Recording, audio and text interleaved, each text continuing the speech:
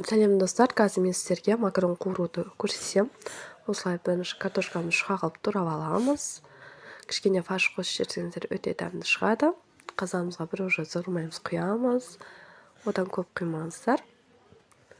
Зығырмайымыз қызған екен, осылай картошкамызды қуырып аламыз. Сары түске енгенше қуырып аламыз.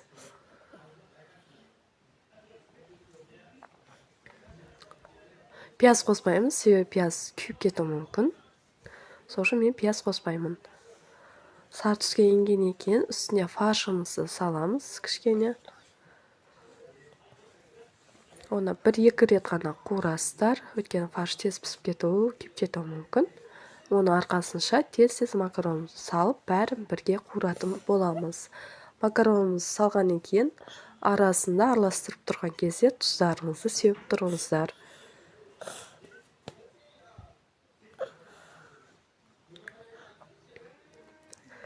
Макаронымыз сары қызғылт түске енген екен, кішкене қызанақ пастасын қосып жібересіздер.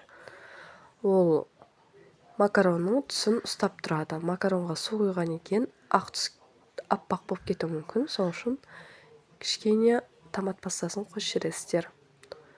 Арасында тұздарыңызды кішкенеден қосып тұрыңыздар.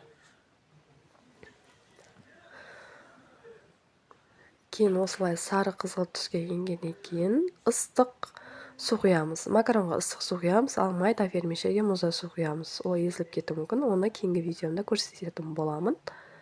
Осылай макаронымызды ыстық суымыз басып тұруы керек, үстінен сәл ғана көбірек болған дұрыс. Макаронымызға ыстық су құйсаңыздар, тез пісетін болады. Дәміне қарай приправаларыңызды қосасыздар.